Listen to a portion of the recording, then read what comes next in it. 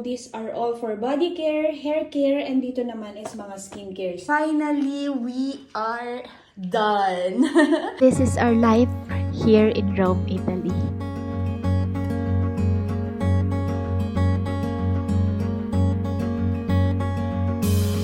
Every step we take feels like an ending.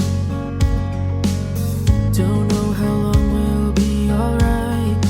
Hi guys! Welcome back again to another vlog. Ngayon lang ulit ako nakapag-vlog. Although hindi niyo siya manonotice since weekly naman tayong nag-upload ng video. Sa sobrang dami ng nagawa kong vlogs noong summer, nagkasama-sama na yung clips. Nalito na ako guys sa pag-edit. Kaya sabi ko, stop na muna ako sa pag-film para focus ko muna dun sa mga nagawa ko ng video. For today's agenda, yes, nandito na naman tayo sa banyo. Pero don't worry guys, hindi tayo maglilinis. Pero yung agenda natin is talagang dito sa banyo guys dahil mag-aayos tayo ng aming bathroom. Nasabi ko na rin sa previous videos ko na hindi pa talaga kami nakakaayos dito sa bahay. In fact, 2 days ago, naayos ko na yung cabinet ni Shay, tapos kahapon yung kay Papa.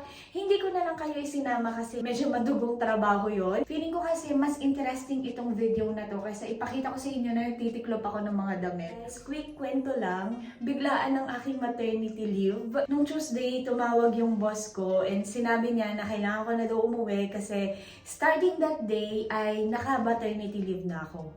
Hindi ko rin alam kung bakit, basta sobrang biglaan, hindi ako prepared. Alam ko, October 1 pa yung start ng aking maternity leave, pero ayun nga, na-advance. Kaya ayun, hindi ako prepared. Hindi pa dumadating yung mga in-order ko na mga organizers and also yung mga abubot dito sa bahay. Although may mga dumating, eto, may mga dumating din naman. Kaso nabuksan ko na sila guys, hindi ko na sila i-haul dahil nabuksan ko na nga and ginagamit na namin yung iba.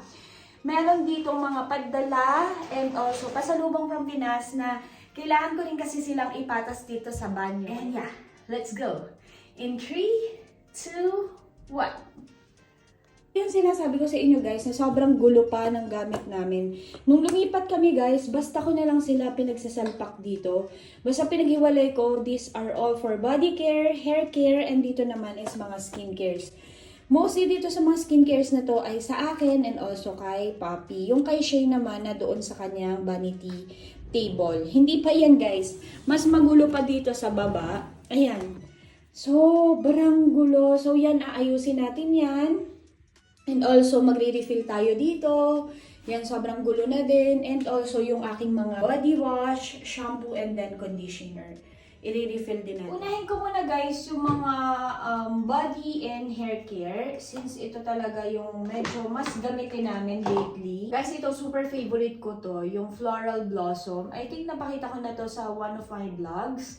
And ngayon kay Shay, ito yung ginagamit niya. Gumagamit din kami ng hair stick na ganitong brand, Fresh Hair Love. And ayun, pag nagbabalibol siya, ito yung ginagamit ko sa kanya para mag-slick yung kanya. Ngayong buntis ako guys, hindi ako masyadong gumagamit ng mga body scrub. Hindi ko kasi sure kung okay lang, pero para sure, hindi na rin muna ako gumagamit ng body scrub. So ayan, itatabi ko na lang muna yung mga body scrub. And then paglabas ni baby, saka ako mag-body scrub. Ang paboritong sabon ng bayan, Kojic.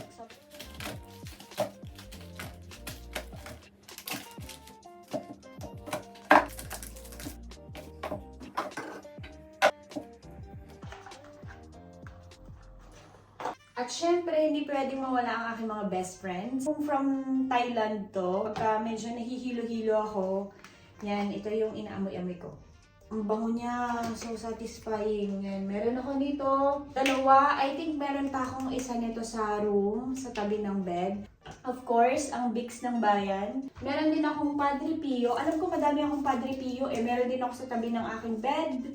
Pagka sumasakit ang ulo, tiyan, or anything na masakit, ito lang yung inihahaplos ko. Kahit si Shay, kapag ka nagpapahilot siya, ito yung ginagamit ko sa kanya. Sobrang galing din ito. Alam niyo yun, pag sumakit yung ulo ko, isang singhot lang nito guys, sobrang tanggal ang sakit ng ulo. Discover naman to ng aking brother. Yan. Iba naman yung scent niya compare dito sa green. Mas, ano siya, mas matapa. Basta as in nanunuot talaga siya sa sa utak mo, ganun feeling. Galing nitong makarelief ng sakit din ng ulo. Kung mild lang yung sakit ng ulo mo, hilo-hilo, eto okay siya. Pero kapag sobrang intense na yung sakit ng ulo mo, ito ginagamit. Gamit na gamit ko to nung aking first trimester kasi sobrang laging ang sakit ng ulo ko, guys. Meron din akong roll-on ni Padre Pio.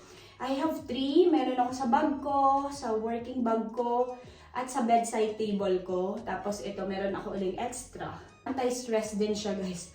Ayan, para din siyang Vicks inhaler. Tapos meron din siya dito sa likod na pang roll-on. Ito, guys, bagong discovery. Pero kay Shayko siya pinagagamit. Kasi hindi rin ako sure ulit kung pwede ba akong gumamit. Kaya kay Shayko pinaggamit. Since si Shay kasi yung teeth niya is naturally yellowish. Kaya, ayun, sabi ko, try natin, anak. Pag napaputi na yung teeth mo, gagamitin ko siya pagka labas ni baby. Teeth whitening strips. From Amazon lang to, guys. Ito naman, guys, yung ginagamit ko sa aking tummy para hindi magkaroon ng stretch mark.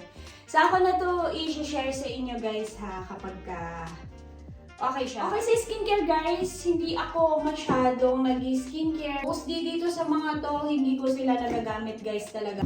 Itong box lang na to yung ginagamit ko for my skincares and makeup. Basta, ayan, pagka-alis ako, ito lang yung kinukuha ko. I have plenty of Secret Glow. Grabe, sobrang nag-hoard ako nito. Ang ganda niya sa akin, guys. Hiyang na hiyang siya sa akin. Kaso nga lang, nagbuntis ako and I'm not sure kung pwede ko siyang gamitin. So, ayan, ikikip ko na lang muna siya. Sana hindi pa siya ma-expired. O, isa pa to, guys. Sobrang nag-hoard naman ito si Amore. Ito yung SY Glow na SPF 70%. Ang aming go-to na sunscreen, syempre ito pa rin, Aqua Daily Sunscreen. Yung Retinol Bakuchiol, di ba nag-hype na hype itong product na to last year, I think? And nung time na dumating to sa akin is this year lang. So, nabuntis naman ako, kaya hindi ko siya na-try. Buti na lang, matagal pa yung expiration niya. So, siguro paglabas ni baby, pwede ko na siyang magamit. 2027 pa, so pwede ko pa siyang magamit. I think kailangan kong mag-check ng mga skincares. Kasi kung expired na, kailangan matapon na. Baka magamit ni Shay. Kasi lately, guys, nahihilig siyang magagamit ng mga skincares. And minsan nangingialam lang siya basta dito. Kailangan kong alisin yung mga expired na para hindi niya magamit. Ito, guys, kay Shay ko na pinagagamit. Yung baking powder na sa Etude House to ayan o, baking powder scrub. Meron siya actually bukas dito ayan siya, guys. Sabi ko sa kanya, hindi isang gamitan, mga 2 gamitan siya. Kasi nga, di ba, bata pa siya. So, konti lang yung pinapalagay ko sa kanya. And she still have more. So, sa kanya lang yung natira sa mga skincare products. Yung iba, expired na sila. Nakakasad. Yung iba hindi pa nabubuksan. I feel sad kasi itong matcha na favorite ko na Pore Clay Mask. Expired na rin siya, guys. So, bye-bye. Nakaka-sad mag-let go ng mga skincares pero wala tayong magagawa. Ayan, may padala si Ate O na mga mask dito. Merong charcoal. Ayan, may mga padalang ganito si Ate O. Si Shay mahilig kasi siyang mag-mask. Ayan, so ayan. Matatry niya lahat yan. Ito, guys, pala yung ginagamit ni Shay for her pimple. Yung pimple patch. Okay siya, guys. Effective siya. As in, pagkalagay niya, lalo kapag yung malaking-malaking pimple yung tumubo sa kanya. Pag nilagay niya, guys, yan. Ang bilis matuyo ng pimple. So, ayan. Super effective. Saan ako mag-uumpisa? Hindi ko alam.